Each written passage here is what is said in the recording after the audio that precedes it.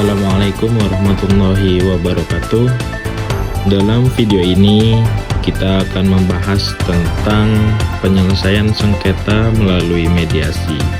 Jadi di video ini kita akan menjelaskan tentang definisi mediasi itu sendiri, terus juga ada aspek hukum mediasi, ada prinsip-prinsip mediasi dan lain-lain. Dan juga nanti kita sertakan bagaimana contoh video ketika mediasi berlangsung. Silakan tonton sampai akhir. Mediasi adalah proses penyelesaian sengketa antara para pihak yang dilakukan dengan bantuan pihak ketiga atau mediator yang netral dan tidak memihak sebagai fasilitator, di mana keputusan untuk mencapai suatu kesepakatan tetap diambil oleh para pihak itu sendiri, tidak oleh mediator. Mediasi mempunyai beberapa prinsip, yaitu yang pertama, prinsip sukarela. Mediasi yang baik mensyaratkan para pihak tidak dalam tekanan ketika melakukan proses mediasi, sehingga hasil yang diperoleh selama mediasi benar-benar memenuhi kepentingan para pihak. Yang kedua, prinsip netralitas dan imparsialitas. Netralitas ditunjukkan dengan tidak adanya konflik kepentingan yang ditanggung oleh seorang mediator, baik karena hubungan persaudaraan atau hubungan persahabatan dengan salah satu pihak. Sedangkan imparsialitas adalah sikap tidak berpihak mediator selama proses mediasi yang ditunjukkan dengan beragam cara, baik dari gestur, alokasi, waktu, maupun gaya bicara. Yang ketiga, pemisahan masalah bersama. Mediasi adalah bentuk pemecahan masalah yang dilakukan secara bersama antara kedua belah pihak yang bersengketa. Harus ada dimensi kerjasama dalam penyelesaian masalah melalui mediasi. Karena itulah para pihak yang harus aktif mencari solusi bersama. Yang keempat, prinsip hasil disepakati bersama. Mediasi menyediakan mekanisme ajaib untuk memecahkan masalah sengketa atau konflik dengan hasil yang disepakati bersama dan semua pihak merasa senang. Yang kelima, yaitu prinsip kerahasiaan. Jaminan kerahasiaan di dalam mediasi membantu menciptakan suasana dialog dan pencarian solusi secara jujur dan bebas. Karena para pihak tidak memiliki beban bahwa apa yang ia sampaikan akan ada akibat yang berkepanjangan. Kerahasiaan mediasi mengandung dimensi keamanan dan kepercayaan di antara para pihak maupun antara pihak dengan mediator. Selanjutnya, para pihak dan peran mediator. Dalam proses mediasi terdapat beberapa pihak yang terkait. Pihak pertama adalah klien yang mengajukan permohonan mediasi. Pihak kedua adalah lawan negosiasi yang menghadapi permohonan mediasi. Selain itu, terdapat mediator yang berperan sebagai fasilitator netral. Saksi dan ahli juga dapat dilibatkan untuk memberikan kesaksian dan pandangan profesional.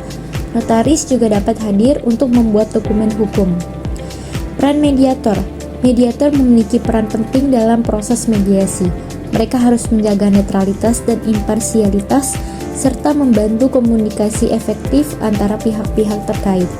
Mediator juga mengatur jalannya mediasi, mengidentifikasi masalah dan solusi, serta mencari kesepakatan bersama. Mereka harus sabar, teliti, dan menghormati privasi dan kerahasiaan. Mediator juga bertanggung jawab untuk menyediakan informasi dan klarifikasi, serta mengatur waktu dan agenda. Selanjutnya, aspek hukum terkait mediasi.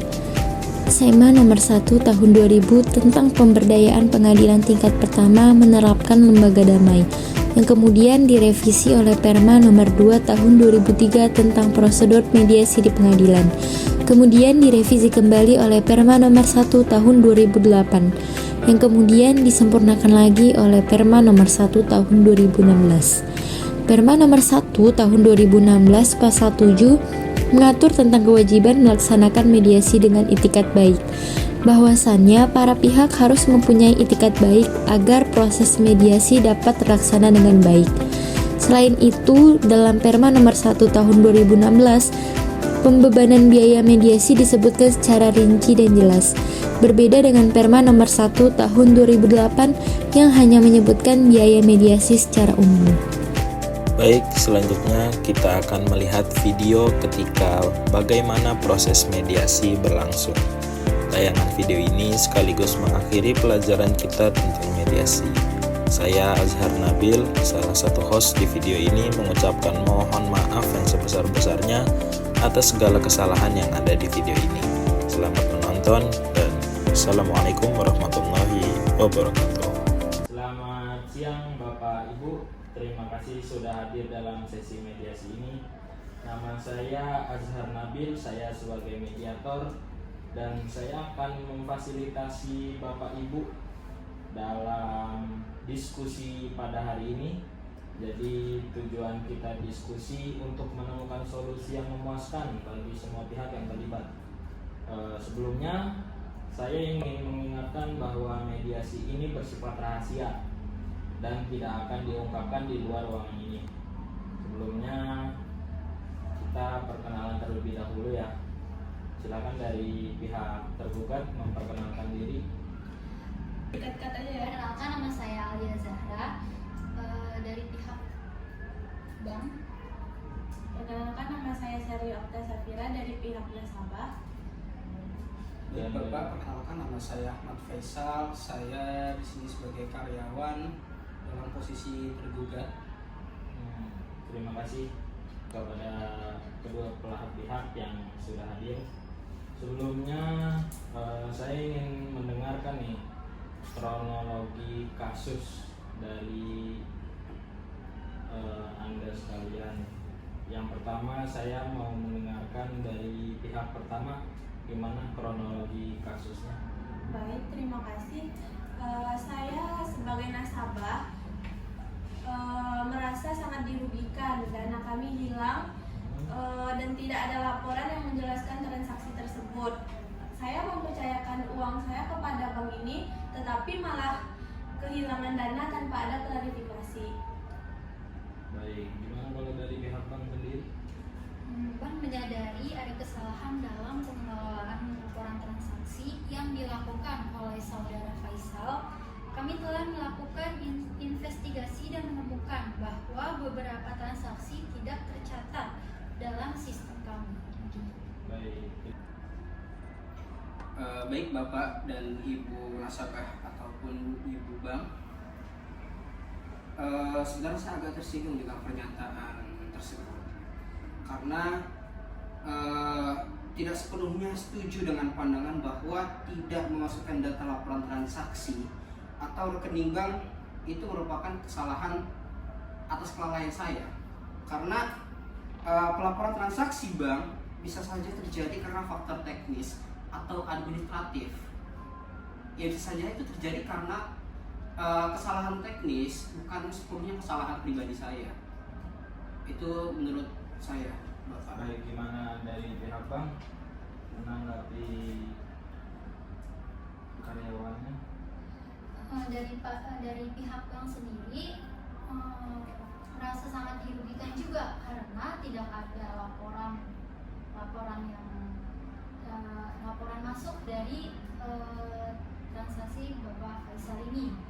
Jadi pihak bank angkat tangan untuk urusan penanggung jawab ke para nasabah, karena ini udah tanggung jawab saudara Faisal ke para nasabah. Itu. Baik, kalau saya simpulkan berarti kan Pak Faisal ini merasa dirinya tidak sepenuhnya salah. Jadi bagaimana dari tanggapan nasabah, maunya seperti apa karena untuk menindaklanjuti kasus ini? Saya ingin uang saya dikembalikan.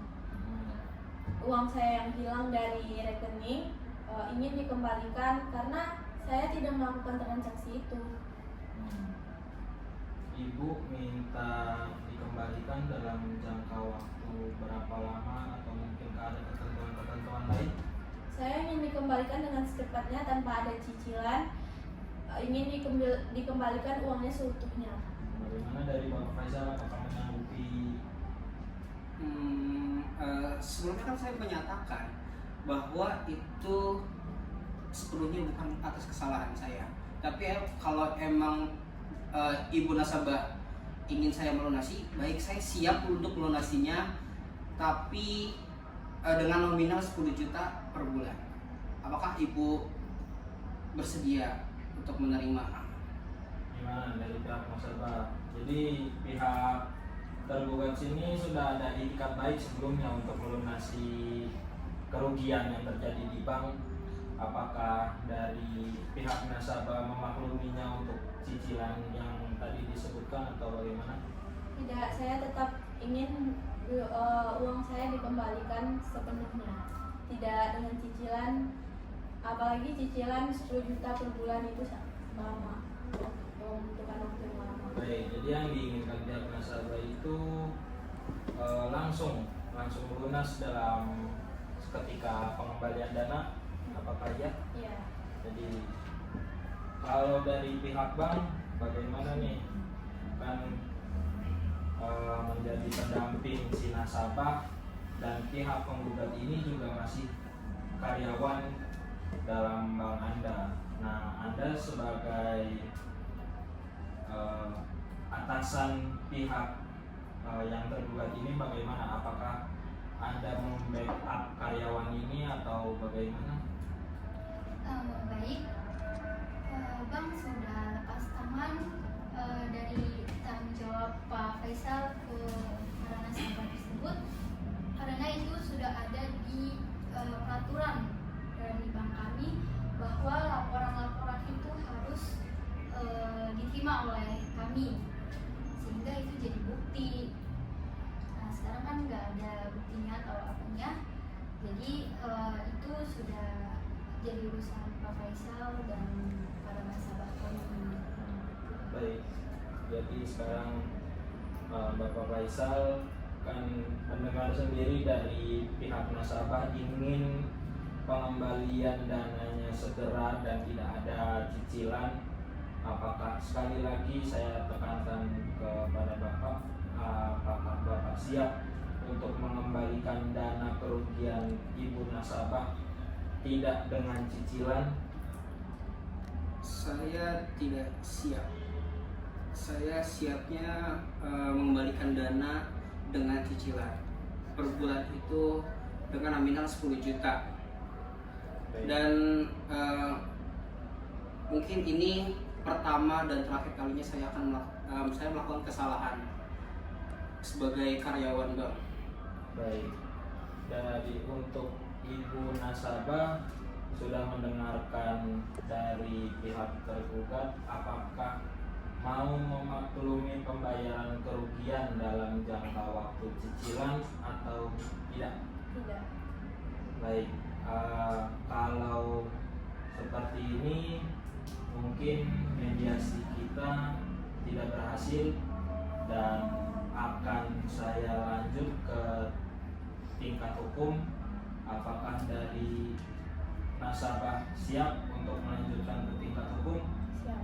Apakah dari pihak bank siap untuk melanjutkan ke tingkat hukum? Siap. Apakah dari pihak tergugat siap untuk melanjutkan ke tingkat hukum? Siap. Siap, oke. Jadi mungkin itu yang bisa saya sampaikan, saya tengahi dari permasalahan yang terjadi saat ini. Jadi untuk selanjutnya nanti kita tunggu laporan dari pengadilan ya Bu ya, ya Bapak ya. Oke, jadi mempersingkat waktu mediasi hari ini saya akhiri. Terima kasih hadirnya Bapak Ibu. Oke.